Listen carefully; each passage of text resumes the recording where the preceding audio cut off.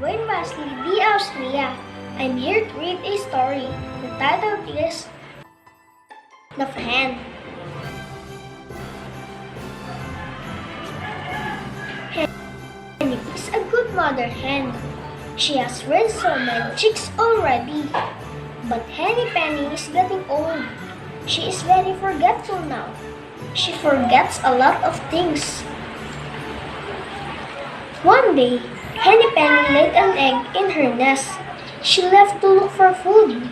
When it was time to lay another egg, she looked for her nest. Oh dear, where is my nest? Henny Penny cried to the other hens. I can't find it. What? You don't know where your nest is? The other hens scolded her. I really can't remember. Please help me find it. Henny Penny begged the other hens. So the other hens looked for the nest. They found it near the red gumamelo plant. There it is, they said. And don't forget where it is again. Oh, I won't. Thank you very much, Henny Penny said. Then she laid another egg in the nest. The next day, Henny Penny had the same problem. She could not remember where the nest was.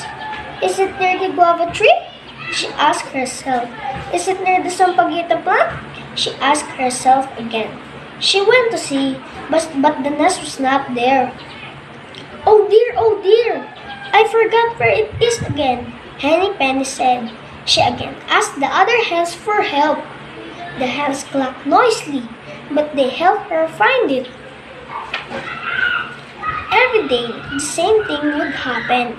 Henny Penny would forget where the nest was. Then the other hens would help her find it. This went on for days. One day, her best friend Lally had an idea. She gave Henny Penny 2 red ribbons. Henny, place one ribbon around the gumamelo plant. Then place the other one around your neck. Lally said, they will help you remember where your nest was. Oh, that's a great idea. Thank you, Henny Penny said. You're welcome, Lally replied. From that day on, Henny Penny could easily remember where her nest was. She sat on her nest for many days. One day, she was so hungry. She left the nest to look for food. After a while, she came back. Help! One of my eggs is gone! Henny Penny called the other hens. The other hens were also worried. They looked everywhere, but the egg was nowhere to be found. Suddenly, everybody heard a small sound. Chip, chip! A tiny chick looked up at them. Annie, I know what happened to your egg. Lally said, it hatched, and there is your little baby. She pointed at the chick. Oh, Henny Penny said, are you sure? She looked at the chick closely. You're right, it's my baby. She covered the chick with her wings. Hey, everyone, say hello to my new baby, she said. I did not forget after all. And that's the end of my story.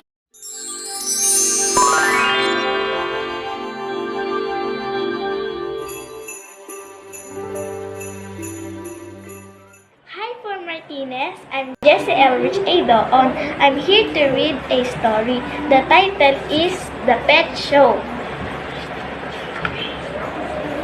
Betty went to the pet show with her dog. All other children also brought their pets with them. Louie proudly showed off her cat. My cat purrs and climbs trees. Susie brought her pet frog. My frog croaks and leaps, she said. Then her frog croaked and leaped excitedly.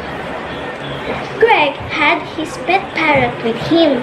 My parrot flies and talks, said Greg. Hello, said the parrot. Betty became sad. Her dog cannot croak or leap. It cannot fly or talk. It cannot purr or climb trees. Then her dog came near and licked her face. Betty hugged her dog. And then she smiled. My dog is special too because it makes me happy. And that's the end of the story.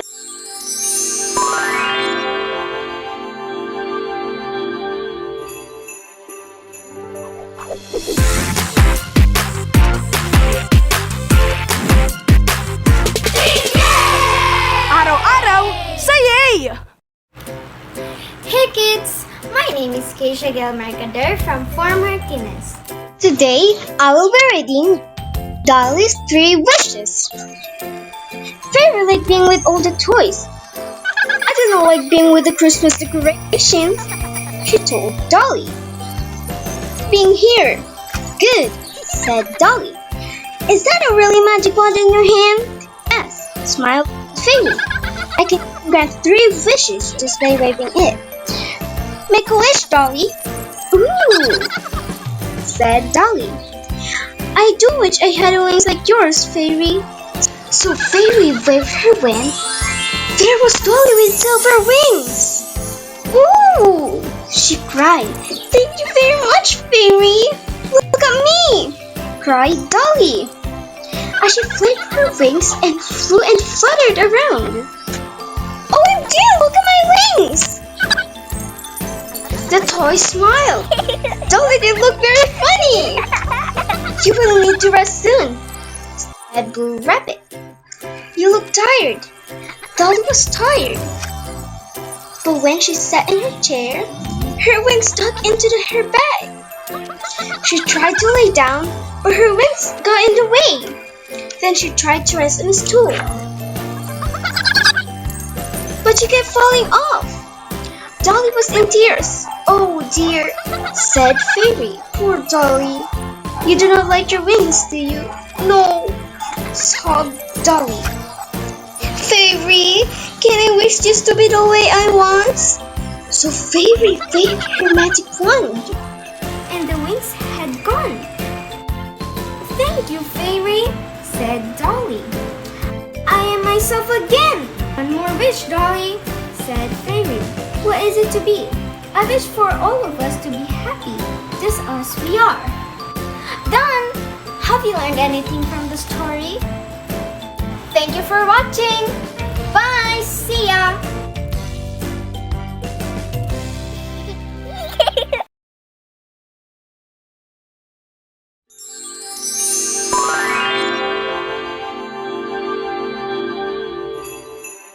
The Adventures of the Owl and the Pussycat. The owl and the pussycat went to sea. In a box on the living room floor, they sailed away for a year and a day, and these are the things that they saw. A wiggly squiggly eel dancing with a cheerful seal. A bottle bobbing by with a treasure map inside. A shark in a spin with a cat on his fin. An octopus dangling a treasure chest jangling. A clownfish playing the flute in a bow tie and a suit.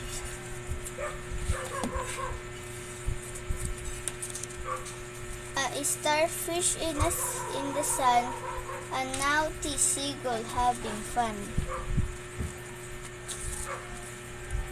A lobster playing catch with a crab who like to snatch. A swordfish in a fight with a pirate late at night. A puffin in a cup flying around the moon and back. A cave on the shore with a green seaweed door. The owl and the pussycat went to sea in a box without very much room. Then hand in hand they sailed back to land and slept by the light of the moon, the moon, the moon, and slept by the light of the moon. The Adventures of the Owl and the Pussycat.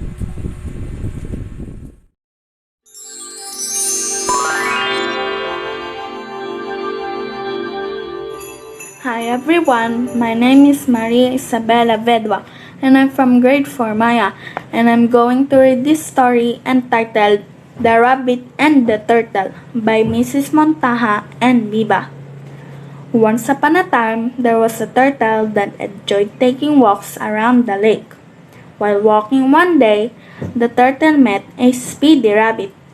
"I think slow movers should not use the road," said the rabbit laughing. "Ha ha ha ha. The road is for everyone," said the turtle. "I will tell you what," challenged the rabbit. "Let's have a race." The turtle agreed and they decided to run to the other side of the forest. The next day, all the animals gathered to watch the race. The race started. The rabbit ran ahead as fast as lightning. The turtle was lagging behind. The distance between them was getting bigger and bigger, raising the rabbit's self-confidence. After running for a little, the rabbit noticed carrots beside the road. "Oh, my favorite! I didn't have breakfast today," said the rabbit. "I'll eat these delicious carrots, rest for a while, then I'll resume the race, and I'll be the winner. Of course. The turtle is still too far from me." Meanwhile, the turtle was focusing on the road. She never stopped and took great pains to continue. As she neared the finish line, the animals hailed and cheered her in support. At the same time, the rabbit awoke from his sleep. He decided to run again. He started to skip and jump. Suddenly, he stopped and couldn't believe his eyes. The turtle was almost at the finish line. "That's impossible," cried the rabbit. He tried to run faster, but he couldn't because he was so full. The turtle crossed the finish line and won the race. The turtle looked at the rabbit and said, "Slow but steady wins the race." The arrogant rabbit realized his mistake.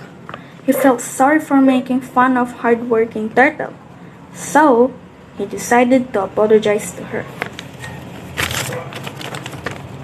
The moral message of the story is don't be arrogant about your personality because you're not perfect like God. Thank you.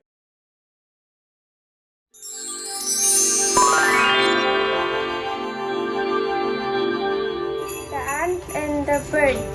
Once upon a time, a thirsty ant was drinking water from the river. Suddenly, the ant lost his balance and fell into the river water. "Help, help, help!" cried the ant, but no one could hear his cries.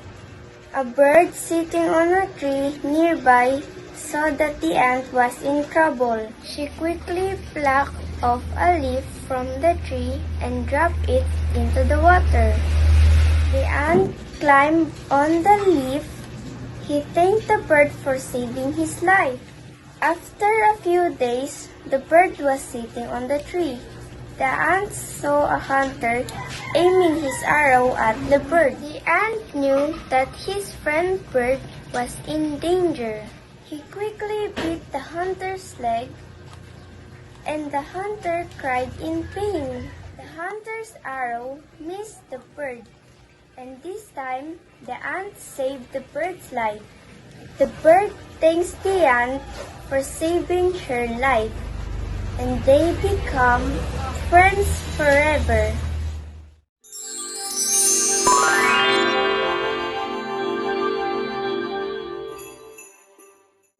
By Flora Aniston. There was once a woman who was very, very cheerful, though she had little to make her so, for she was old and poor and lonely. She lived in a little bit of a cottage and earned a scant living by running errands for her neighbors. Getting a bite here a there as reward for her services. So she made shift to get on and always look as bright and cheery was if she had not a want in the world. Now, the summer evening, as she was trotting full of smile as ever along the high road to her hovel. What should she see but a big black pot lying in the ditch? Goodness me, she cried, that would be just the very thing for me if I only had something to put in it. But I haven't. Now who could have left it in the ditch? And she looked about her, expecting the owner would not be far off, but she could see nobody. Maybe there is a hole in it, she went on, and that's why it was being cast away. But it would do fine to put a flower in for my window, so I just take it home with me. And with that, she lifted and lit and looked inside. Mercy me! She cried for amazed. If it is full of good pieces, here's luck. And so it was brimful of great gold coin. Well, at first she simply stood stock still, wondering if she was starting on her head or heels. Then she began saying, "Looks, but I don't feel rich. I feel awful rich." After she had said this many times, she began to wonder how she was to get her treasure home. It was too heavy for her to carry, and she could see no better way than to tie the end of her shawl to it and drag it behind her like a go-kart. It will soon be dark, she said to herself as she trotted along. So much the better.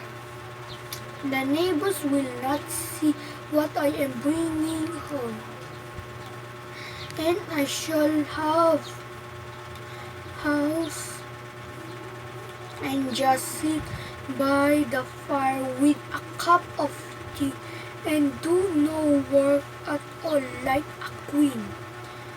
Or maybe I could really eat at the garden foot and just keep a bit in the old china teapot on the chimney pieces.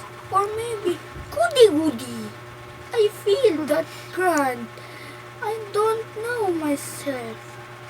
By this time, she was a bit tired of dragging such a heavy weight, and stopping to rest a while, turned to look at her treasure. And lo! It was a pot of gold at all. It was nothing but a lump of silver. She stared at it and rubbed her eyes and stared at it again. Well, never, she said at last. And me thinking it was a pot of gold. I must have been dreaming, but this is luck. Silver is far less trouble, easier to mine, and not so easy stolen than gold pieces would have been the death of me, and with this great lump of silver. So she went off again, planning what she could do and feeling as rich, until becoming a bit tired again. She stopped to rest and gave a look around to see if her treasure was safe, and she saw nothing but a great lump of iron. Well, I never, say she again, and I'm mistaking it for silver. I must have been dreaming, but this is it's real convenient. I can get penny pieces of old iron, and penny pieces are a deal handier for me than your gold and silver. Why? I should never have slept a wink for fear of being robbed. But a penny piece comes in useful, and I should sell that iron for a lot and be rich. So on she strutted, full of plans as to how she would spend her penny pieces. Till once more she stopped to rest and looked round to see her treasure was safe. And this time she saw nothing but a big stone. Well, I never, she cried, full of smile. I think too a mistook it for iron. I must have been dreaming, but there's luck in it. And me wanting a stone, terrible bad to stick open the gate. Oh my, but it's a change for a better. It's a fine thing to have good luck. So all in a hurry to see how the storm will keep the gate open. She strutted off down the hill till she came to her own cottage. She unlatched the gate and then turned to unfasten her shawl from the stone which lay on the path behind her eye. It was a stone, sure enough.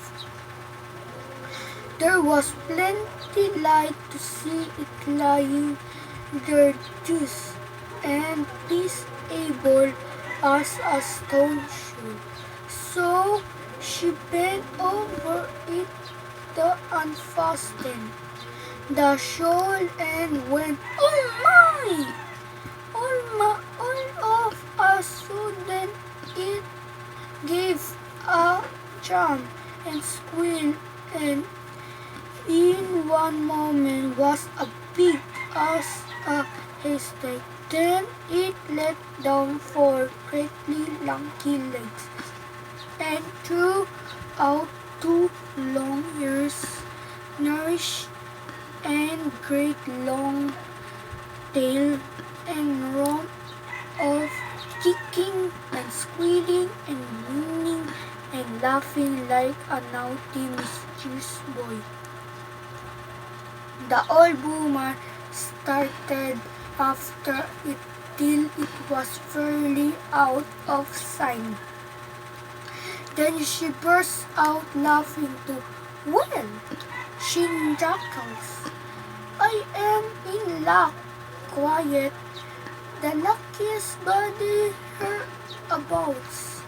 Fancy, my see the bookie bees all to myself, and making myself so free with it too. My goodness, I do feel that uplifted, that grand. So She went into her cottage and spent the evening chuckling over her good luck. The end.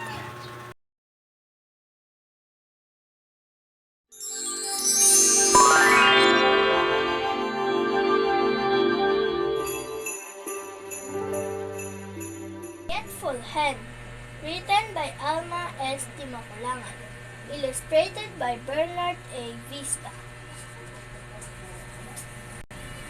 Henny Penny is a good mother hen. She has raised so many chicks already. But Henny Penny is getting old.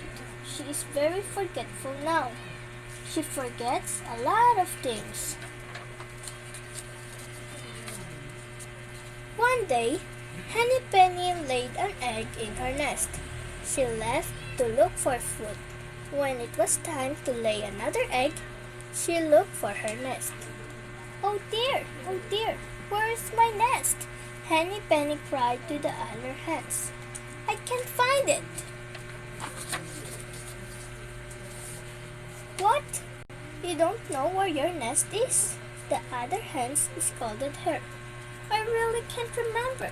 Please help me find it. Henny Penny begged the other hens. So the other hens looked for the nest. They found it near the red gumamela plant. There it is, they say. And don't forget where it is again. Oh, I won. Thank you very much, Henny Penny said. Then she laid another egg in the nest. The next day, Henny Penny had the same problem. She could not remember where the nest was. Is it near the guava tree? She asked herself. Is it near the sampaguita plant? She asked herself again. She went to see, but the nest was not there. Oh dear, I forget where it is again, Henny Penny said. She asked the other hens for help. The hens clucked nicely, but they helped her find it. Every day, the same thing would happen. Henny Penny would forget where the nest was. Then the other hens would help her find it. This went on 4 days. One day, her best friend Lally had an idea. She gave Henny Penny 2 ribbons. Henny, place one ribbon around the gumamela plant. Then place the other one around your neck. Lally said, they will help you remember where your nest is. Oh, that's a great idea. Thank you, Henny Penny said. You're welcome, Lally replied. From that day on, Henny Penny could easily remember where her nest was. She sat on her nest for many days. One day, she was so hungry. She left the nest to look for food.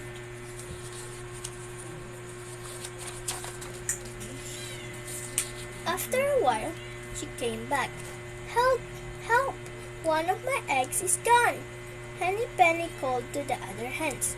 The other hens were also worried. They looked everywhere, but the egg was nowhere to be found. Suddenly, everybody heard a small sound. Chirp, chirp! A tiny chick looked up at them. Henny, I know what happened to your egg, Lally said. It hatched, and there's your little baby. She pointed at the chick. Oh, Henny Penny said. Are you sure? She looked at the chick closely. You're right. It's my baby. She covered the chick with her wings. Hey, everyone, say hello to my new baby, she said. I didn't forget after all. The Forgetful Hen.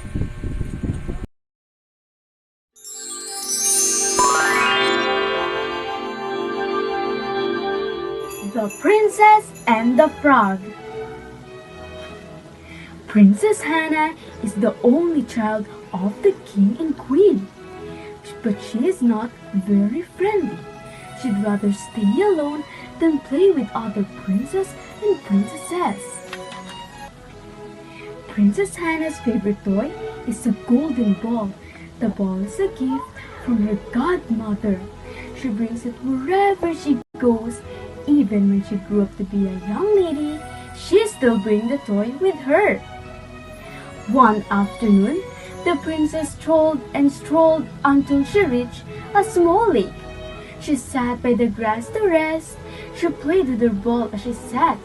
She throws it up in the air and catches it as it falls down. Princess Hannah was not expecting to miss catching the ball. She followed it, but it rolled straight into the lake. She wanted to cry because it is impossible for her to get it from the bottom of the lake. I can manage to fetch my ball. I will grant everything they ask as long as I get my ball back, Princess Hannah said without thinking. I can get the ball for you, said a quirky voice. The princess looked for the source of the voice, but she could not find it. I'm here, said the voice. Oh my goodness, a talking frog! The princess exclaimed. You're right, my princess. I can talk, and I also agree to get your ball in exchange for one wish, the frog said. What wish are you talking about? Asked Princess Hannah. Well, I will get your ball if you let me live in the palace, feed me from your plate, and allow me to sleep in your bed, the frog said seriously. Allow you to sleep in my bed? What? You are dreaming! You're too ambitious! Exclaimed Princess Hannah. If you say so, okay, just remember that only I can help you get your golden ball back, the frog told the princess. In the end, Princess Hannah agreed. The frog is her only chance to get the golden ball. She thought that it won't be able to follow her to the palace. The frog immediately dived into the lake. It took a while. When its head popped back into the surface, it has the golden ball in its teeth. The princess suddenly got it and ran home. Hey, wait! Princess, I'm still here! The frog shouted. The princess forgot all about the frog. They were dining when she heard faint knocking. Princess, let me in! A croaky voice said. The princess was startled. She realized it is the frog who was calling her. When she opened the door and saw the frog, she closed it immediately, but the frog continued to knock. Hey, who was that? The king asked. Princess Hannah was forced to admit what happened to her golden ball in the lake and its retrieval by the frog. If you promise something, you must keep it.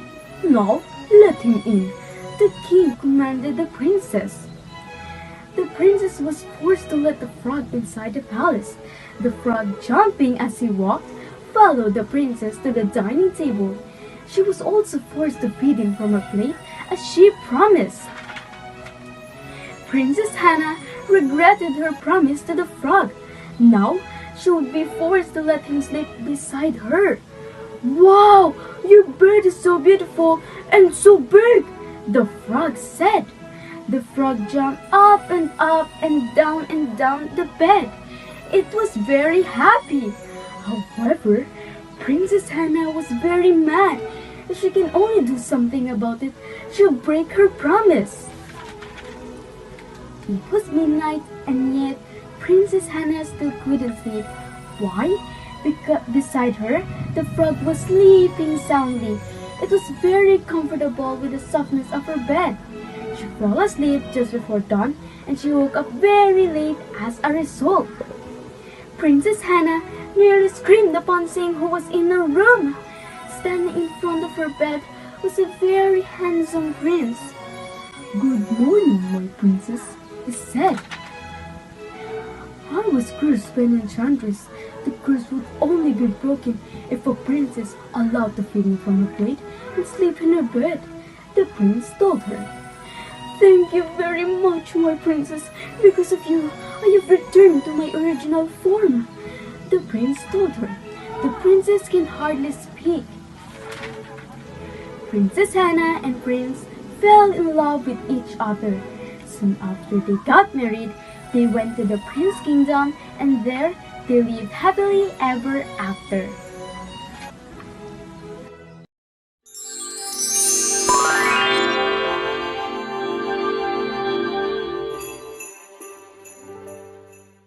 Children, I'm Lola Bashang and I'm gonna tell you a story about the monkey and the turtle.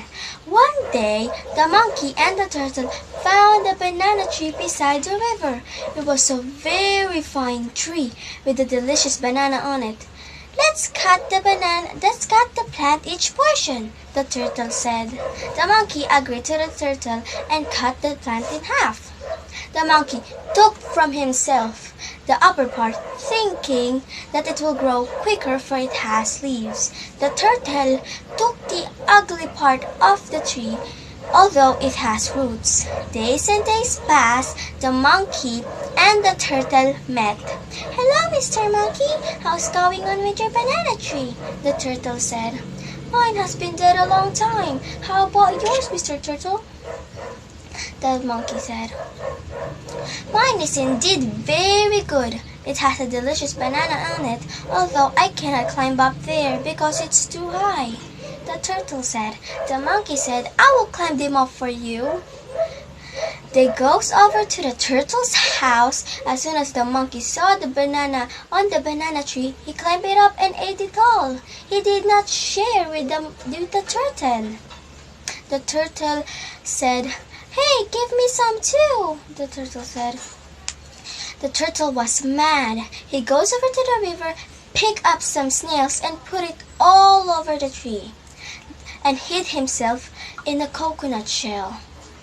The monkey fell down, suffering from pain, and got scared, thinking where to find the turtle. As soon as he found the turtle, he saw him under a coconut shell. "You must pay for what have you done. As I am generous, you will choose the choice of your death. Should I pound you in mortar, or should I throw you in the water?" The mortar! I am so scared of getting drowned," the turtle said. The monkey picked up the turtle, threw him in the river, and the turtle swam away. The monkey and the turtle did not see each other again. The end. By Michaela Joyce Garcia Pondas, grade 6 Amethyst.